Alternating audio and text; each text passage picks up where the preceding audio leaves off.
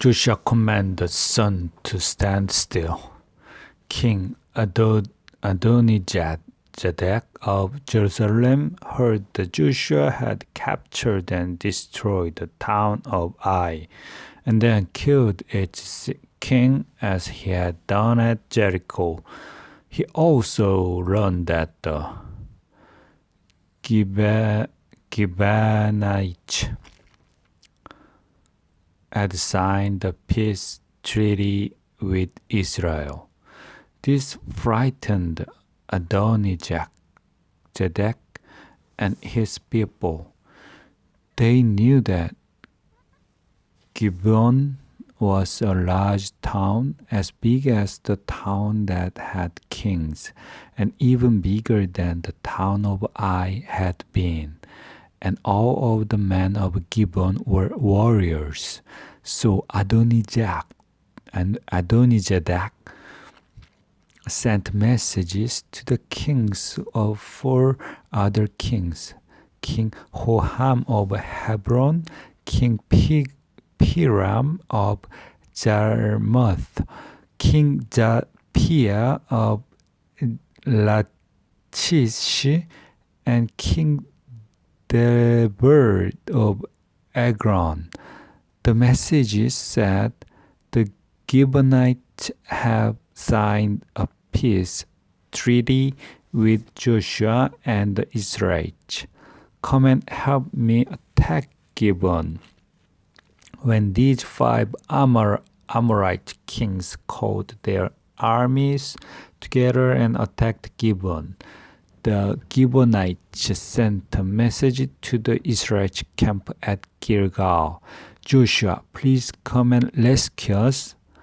The Amorite kings from the hill country have joined together and are attacking us. We are your servants, so don't let us down. Please hurry." Joshua and his army, including his best warriors, left Gilgal. Joshua, the Lord said, "Don't be afraid of the Amorites.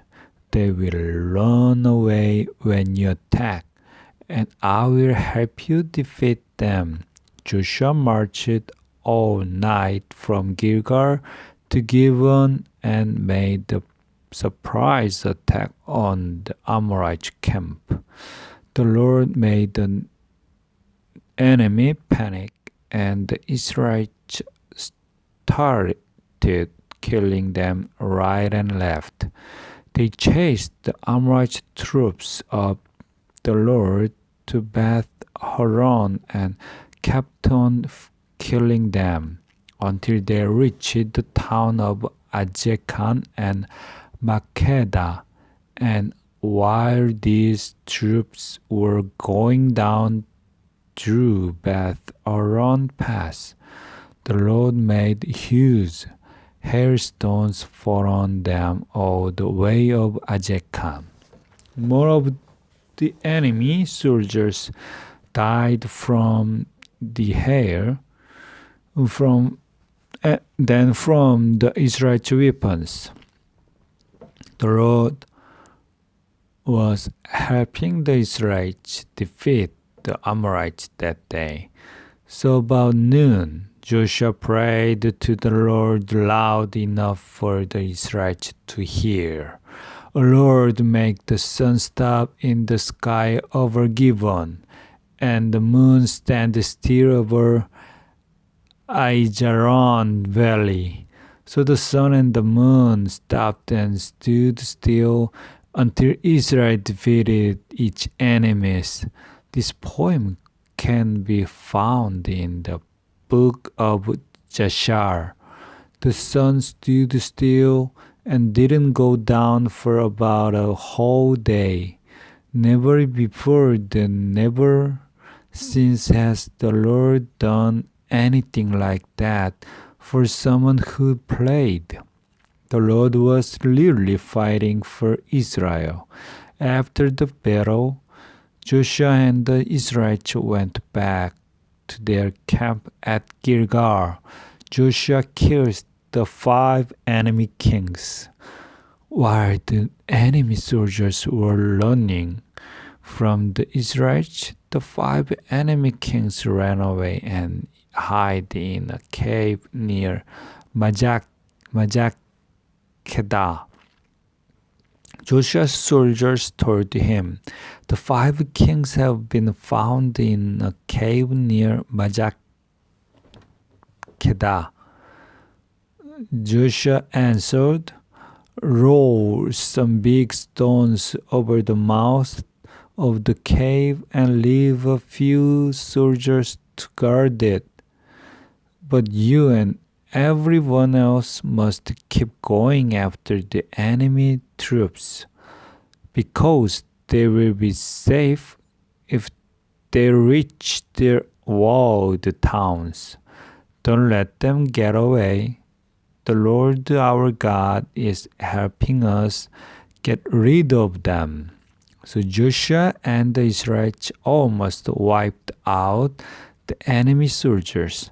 Only a few safely reached their walled towns. The Israelite army returned to their camp at Makkedah, where Joshua was waiting for them. No one round there they dared say anything bad about the Israelites. Joshua told his soldiers, "Now move the rocks from the entrance to the cave and bring those 5 kings to me." The soldiers opened the entrance to the cave and brought out the kings of Jerusalem, Hebron, Jarmuth, Lachish, and Ekron. After Joshua had called the army together, he forced the 5 kings to lie down on the ground. Then he called his officers forward and told them, "You fought these kings along with me, so put your feet on their necks." The officers did this, and Joshua continued, "Don't ever be afraid or discouraged. Be brave and strong. This is what the Lord will do to all your enemies." Joshua killed the 5 kings and told his men to hang each body on a tree. Then at sunset, he told some of his troops, "Take the bodies down and throw them into the cave where the kings were found. Cover the entrance to the cave with big rocks." Joshua's troops obeyed his orders, and those rocks are still there. Joshua continues the fighting.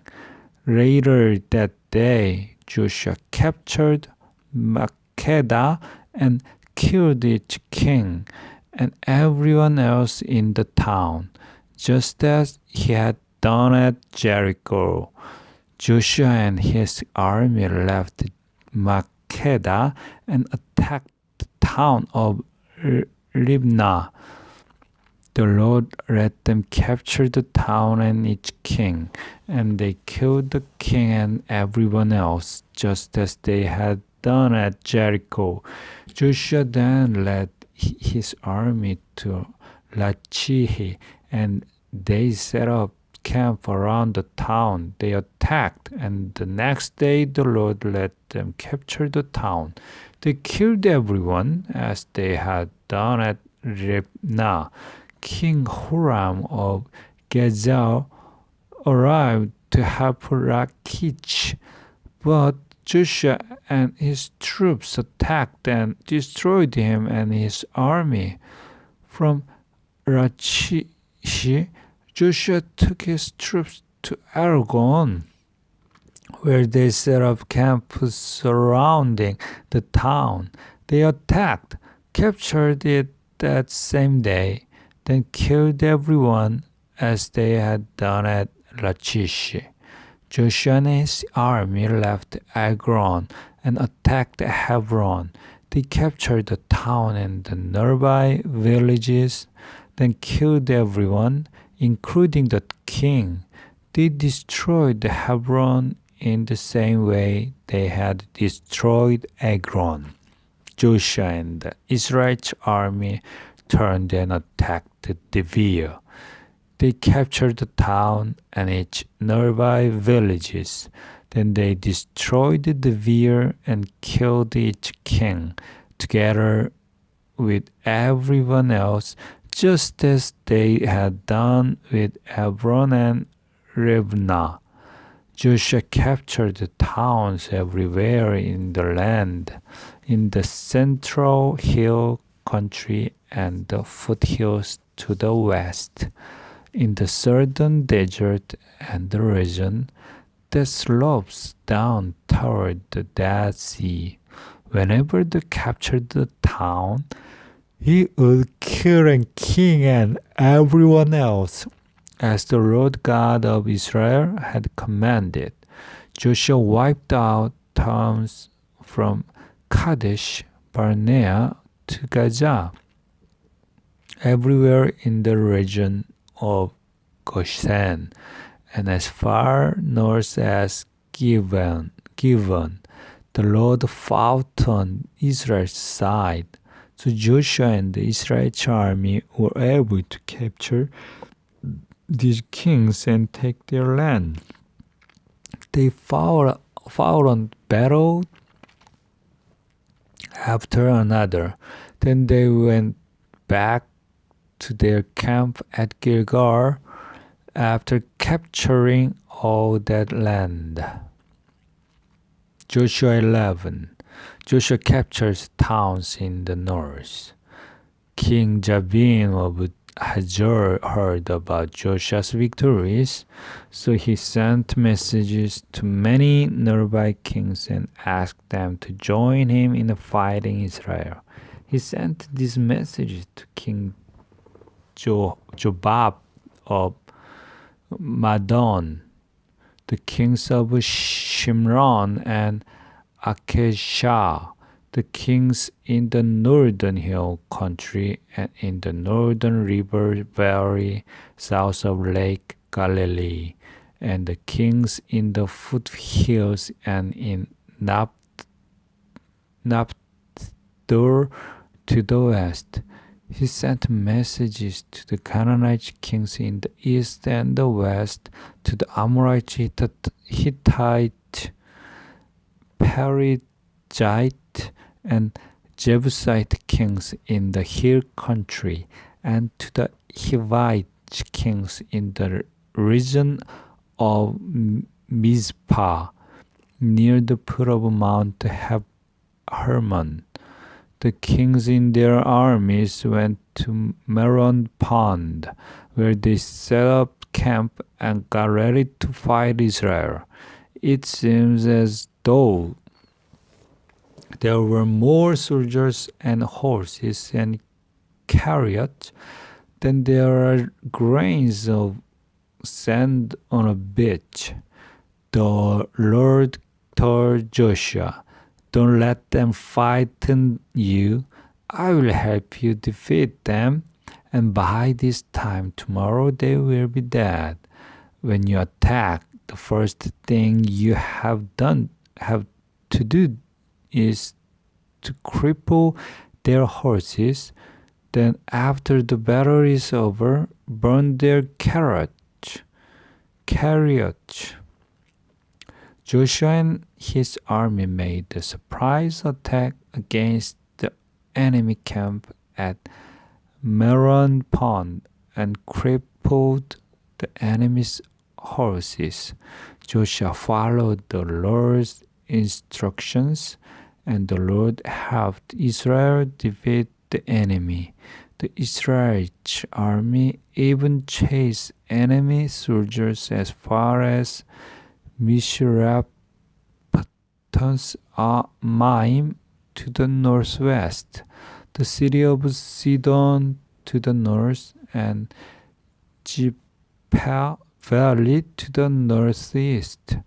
None of the enemy soldiers escaped alive. The Israelites came back after the battle and burned the enemy's chariots.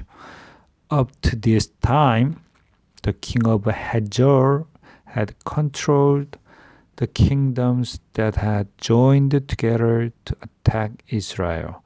So Joshua led his army back and captured Hazor.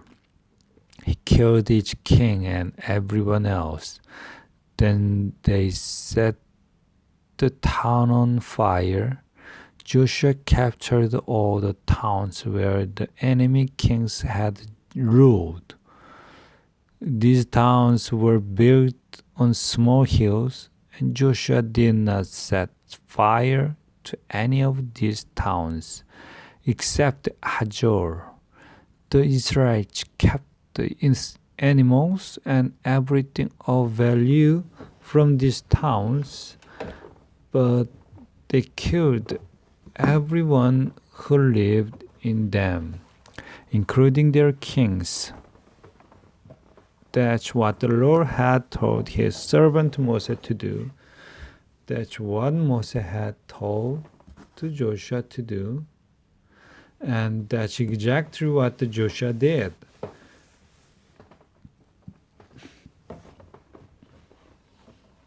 Joshua and his army took control of northern and southern hill country.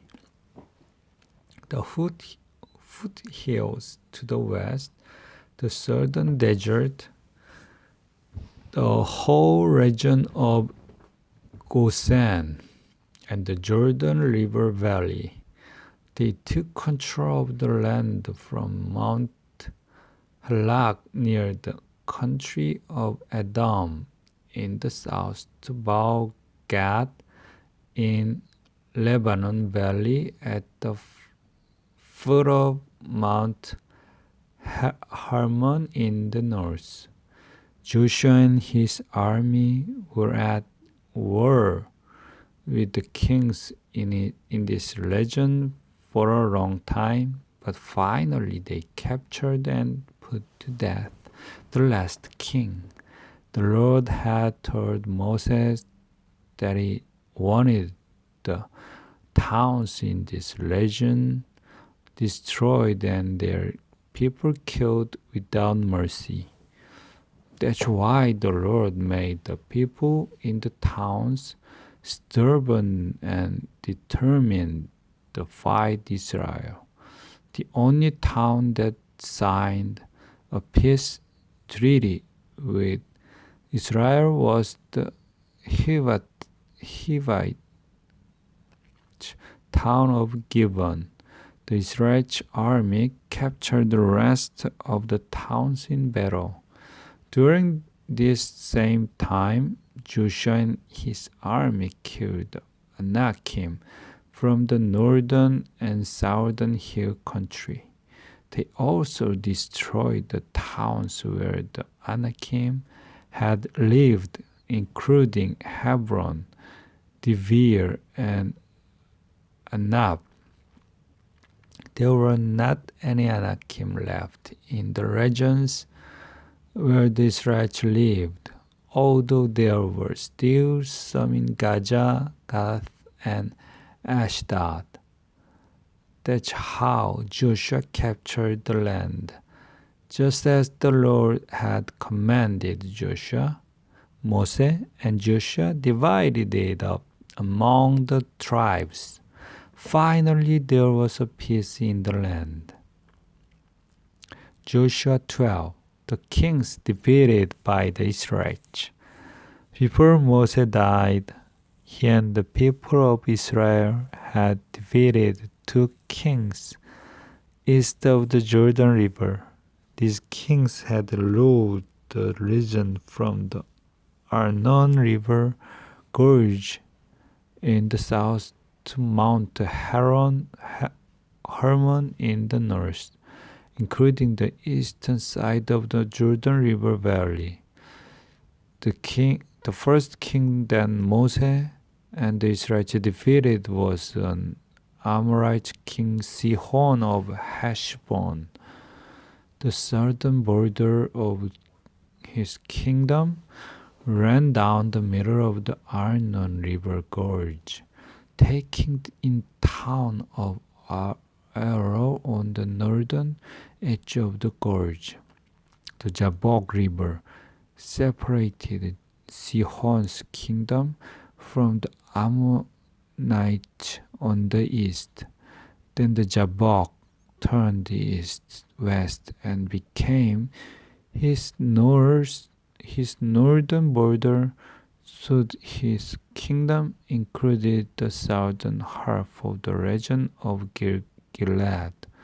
Sihon also controlled the eastern side of the Jordan River Valley from Lake Galilee south to Beth Jeshimoth and the Dead Sea.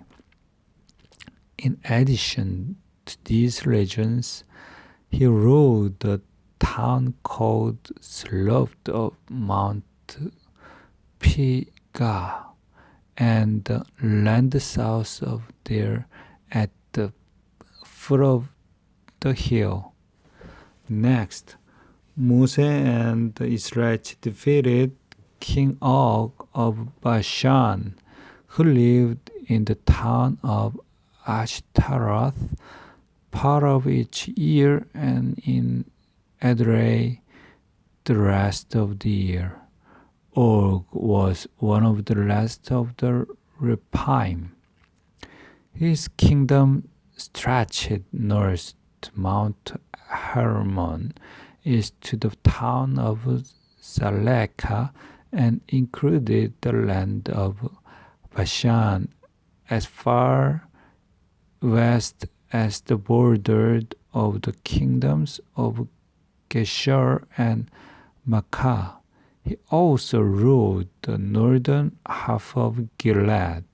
Moses, the Lord's servant, had led the people of Israel in defeating Sihon and Og. Then Moses gave their land to the tribes of Reuben, Gad, East Manasseh.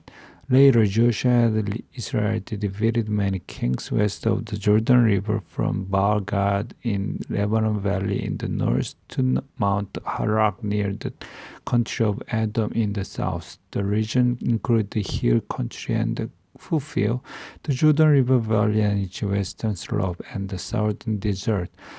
Joshua and the Israelites took this land from the Hittites and Amorites and Canaanites and Perizzites and Hivites and the Jebusites. Joshua divided up the land among the tribes of Israel. The Israelites defeated the king of the following town west of the Jordan River: Jericho, Ai near Bethel, Jeshurun,